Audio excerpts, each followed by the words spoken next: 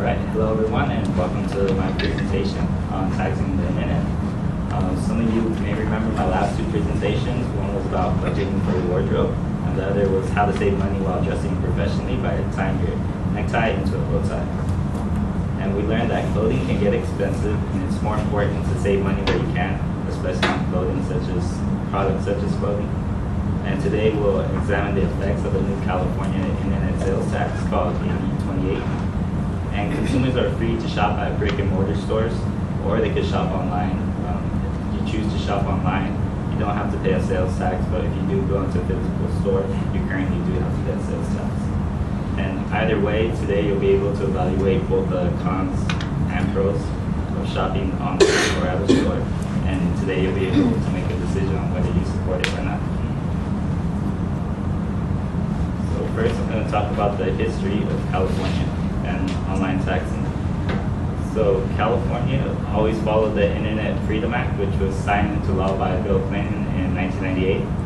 And then it was sought to ensure unfair taxing online because no one really regulated it. And California never had their online retailers pay a sales tax, so it was just if they had a physical store. And consumers were able to dodge those sales tax by buying products online. So if it was a real big purchase, such as like a television, most people could go online and it's an automatic discount, such as 7% or 8%, depending on where you're from. And so the consumer's responsibilities from that act were to actually pay those taxes. So how many guys have ever bought something online and actually on your income tax claimed it and sent in the sales tax? Well, actually you're supposed to, but actually about like 1% of consumers actually do under the Internet Freedom Act. And so the current act I'm talking about that's going to be going into law is the California Internet Sales Tax, AB 28. And then it was signed into law June 30th by Jerry Brown and was supposed to take in effect July 1st, 2011. And then the most people it affects are e-sellers such as Amazon and Overstock. Then it allows California to take tax from online retailers if they have any stores, distributions, or affiliates inside California. And it was founded on the fact that they found Amazon has affiliates in California, over thousands of them. So they found that they'd be able to tax them and get an income from them. And then the purpose of that is, of course, to get tax revenue for the state. And then they also could decrease the state's debt, and they could provide an extra income for them. Now, some of the pros for the tax.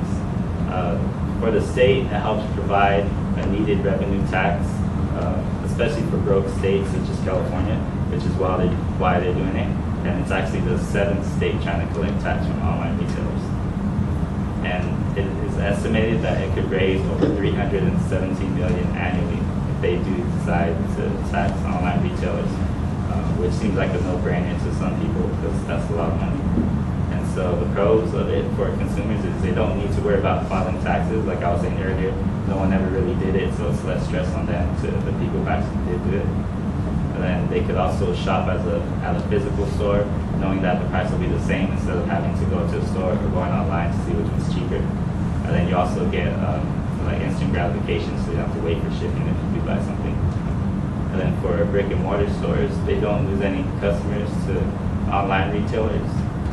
So like I said, it is almost like a instant discount for them if they choose to go to purchase anything online, because in the store you do have to pay those taxes. And then more customers will allow for increasing sales for those stores as well. And then for online retailers, the only pro they really get is to help out the state's economy. Now, some of the cons for the tax. For the state, a lot of online retailers are fighting back because, of course, they don't want to spend money or give extra money to them. So they have expensive, drawn-out public battles. Some of them last for years. And then a lot of jobs and income is lost to online retailers because some of them will terminate their affiliate program if they don't want to stay in California and pay the tax. And for consumers, the cost of online purchases obviously go up because now they will have to pay the sales tax. But then for brick and mortar stores. It doesn't really hurt them, it just helps them. And for online retailers, they lose their competitive advantage. So why most people wouldn't go to a physical store and buy something online is because they don't have to pay the tax. But now they lose that advantage. So now they're going to be competing with companies such as Walmart and Best Buy. And then their customers also have to pay more, so now they might not want to shop there anymore. Some of the options we currently have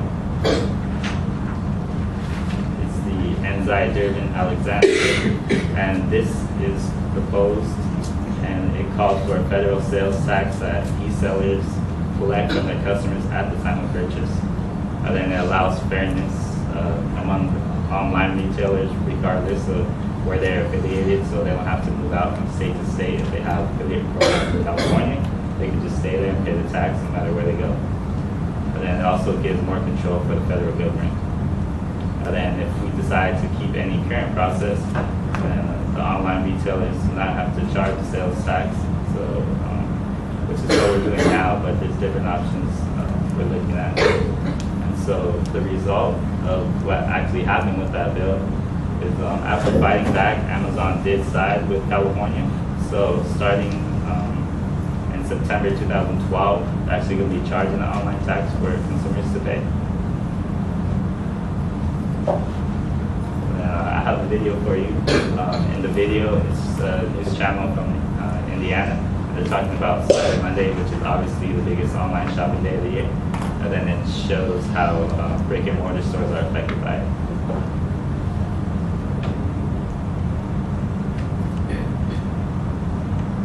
Be hard for people not to know that this is Cyber Monday, a big day for retailers. You can get great deals online and maybe even a tax break. Well, 24-hour News 8's Jim Shella is here to say some of the retailers are fighting back about some of this. They want to take away that tax break, Eric, because if you buy online, you can often avoid paying the sales tax. That gives an online merchant a 7% advantage over a retail store owner.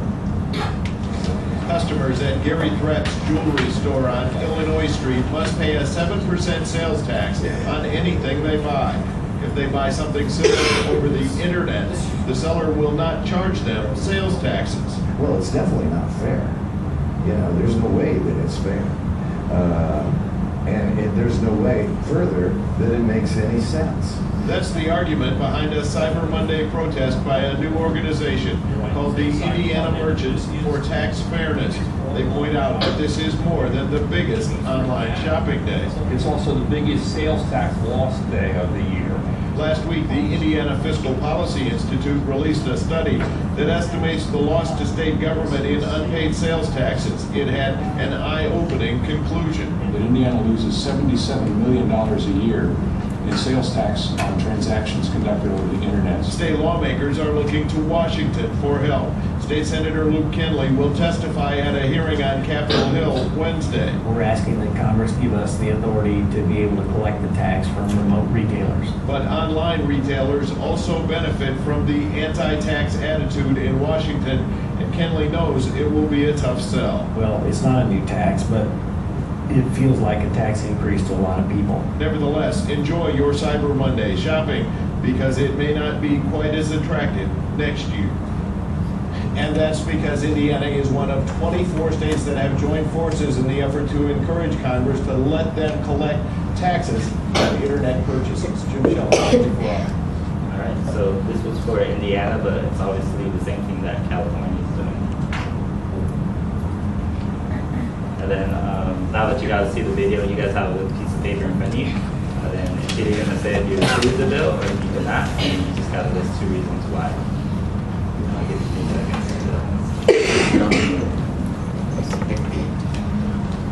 I would approve it. Yeah.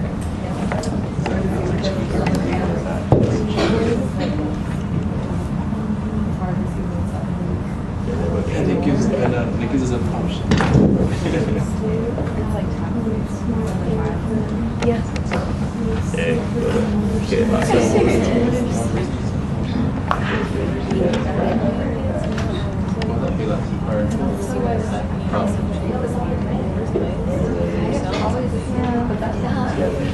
That's what I've done too.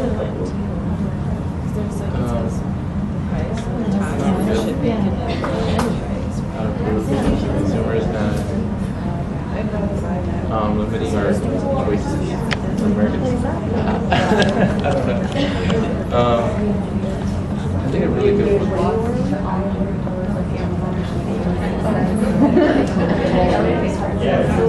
I think like books and stuff, you remember where some social sales would be good, and try to get books, shut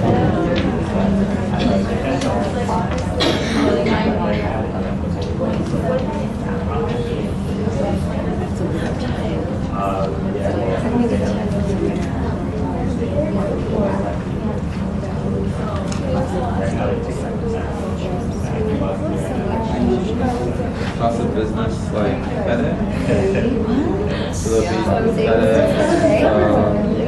it's a postal service.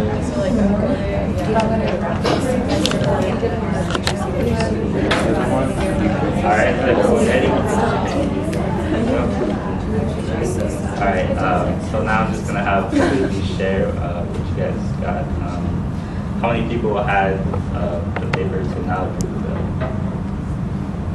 Alright, and what did you guys choose for one? We said that online retailers would lose business because, for example, a website like Amazon that's only online, if you have to pay the same price at Amazon and at Best Buy down the street from your house, then you're going to go to Best Buy and get it right away.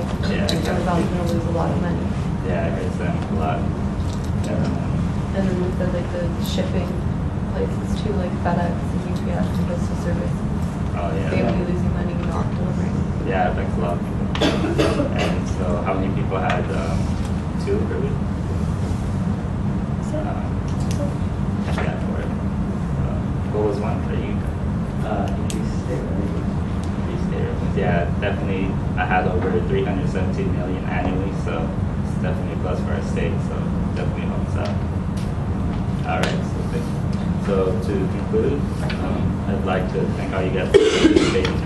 And I wanted to emphasize that the California internet tax sales, AB 28, does affect a lot of people, not just consumers, but the states and also other companies involved. And by knowing the pros and cons, you guys can make your own decisions whether you would want to approve it or not. And so thank you again for coming, and have a good day.